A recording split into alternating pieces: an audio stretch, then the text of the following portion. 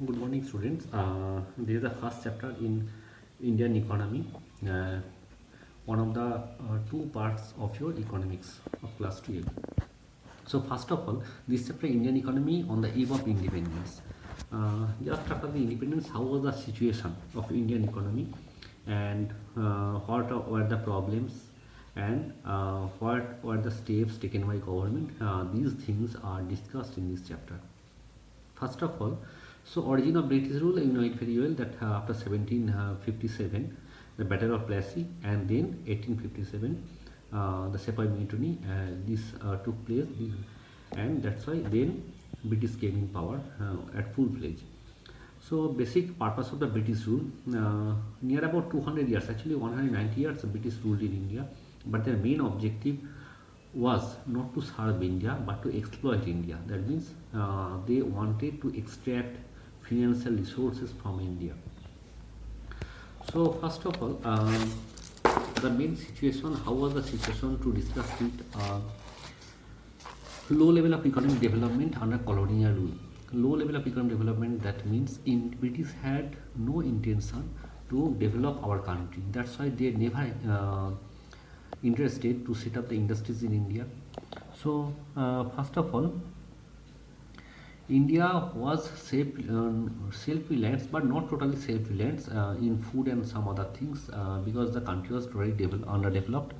And agrarian economy, the situation was dominantly agriculture sector. Agriculture sector was dominant in Indian economy, and some handicraft industries were there, but unfortunately there is no such large-scale industries.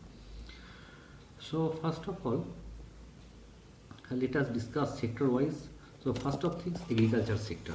So agriculture sector, there are agriculture sectors totally underdeveloped, and the agricultural activity, just that means cultivation or harvesting, these things are totally backward. That means backdated. First of all, land settlement system. Land settlement system means how the tax were collected by British. What was the relation between the cultivators and the landlords and government? So Jamindari system was prevalent in Bengal. That means many lands were given to a particular jamindar or rich landlord, and they collect the percentage of the agricultural product, and then they actually submitted to the again after getting a percentage of the produce, whatever they have collected, another percentage of that collected amount is submitted to the British in terms of money, not physically. Yeah. And this is a Jamindari system. Jamindari system was prevalent in Bengal province. Bengal province not only means West Bengal but also West Bengal, Odisha, and Bihar, Jharkhand, these areas. So the main problem that Jamindar actually extracted a huge amount of the money and exploited the poor farmers. And if farmers did not pay the particular amount of the tax, then those farmers were thrown out of the land. That means next time they could not cultivate the land and face the starvation or lack of food because they did not have any earning, because other sectors are totally underdeveloped. Next, commercialization of agriculture. It is important for the exam also. What is commercialization of agriculture? Commercialization of agriculture, that means actually farmers cultivate two types of crops. One is cash crop, another food crop, and another subsistence farming. What is the meaning of subsistence farming?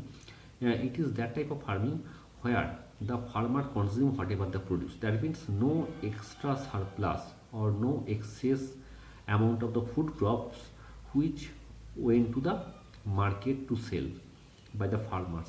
So what happened? Commercialization agriculture, actually British encouraged to cultivate cash crop just like cotton, jute, indigo, these things, and they never encourage food crops. So what happened? What is the reason behind it? The reason behind it, actually cash crop the farmers could not consume. Yeah, they have to sell to the businessman or even the British merchant, and British actually bought, they used to buy these things at low price and export it to Britain. Point number one. And point number two, due to lack of food production, that means food crop. So what happened? There is a scarcity of food, and lack of price of the foods became very high, and at last famine happened because the food did not reach to the common people because of scarcity and high prices. And in the case of famine of Bengal, it is notorious famine which happened in Bengal province. 3 million, that means 30 lakhs people died due to this problem.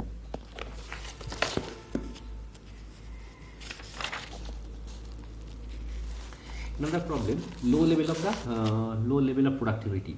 What is the meaning of productivity? Production per amount of the land, point number one, or production per unit of the labor. Both were very poor, that means low. What is the reason? The reason is that the backdated technology, point number one. Point number two, irrigation facilities were not available throughout the year, and because the farmers had to depend upon the rainfall. Yeah. Another thing is that chemical fertilizers or chemical pesticides, these are not available.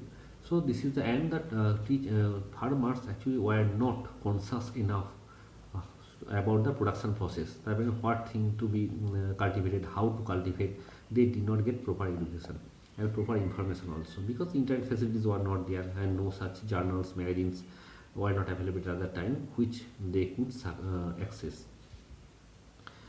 And another thing, scarcity of the investment. What is the meaning of it? Scarcity of investment, that means the amount of the investment is very low. Why? Because saving is low. And what is the reason saving is low? Because there is no excess surplus of the Indians, clear, or the farmers. Why not excess surplus? Because whatever they produce, they have to sell or they have to consume. No such surplus.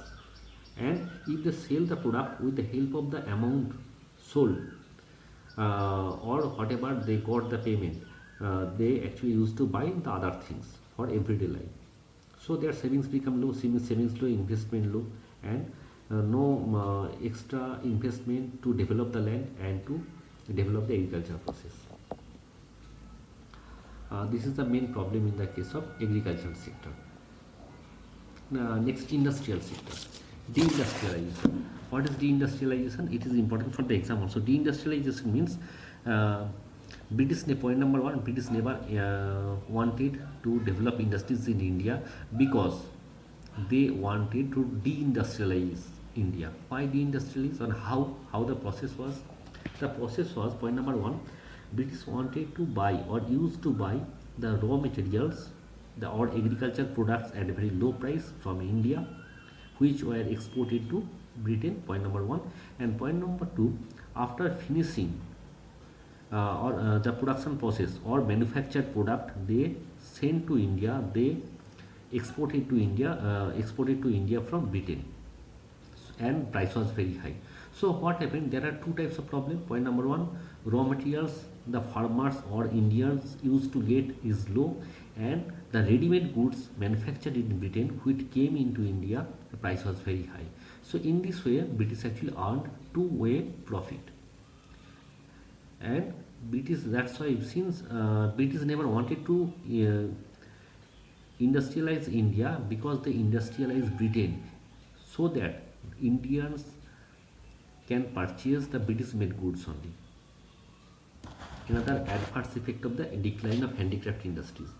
So actually there are, after invention of the steam engine, industrial revolution took place in Britain, and due to industrial revolution, many cheap goods made in Britain came into India, and Indian goods made in domestic by the domestic workers or in the cottage industries, these were very high, price was high, and they did not compete with the British made goods.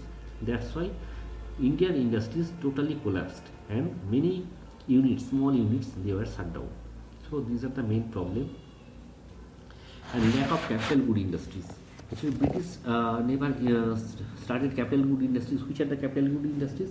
These are those industries which produce machines. So what is the advantage? In the case of capital good industries, point number one,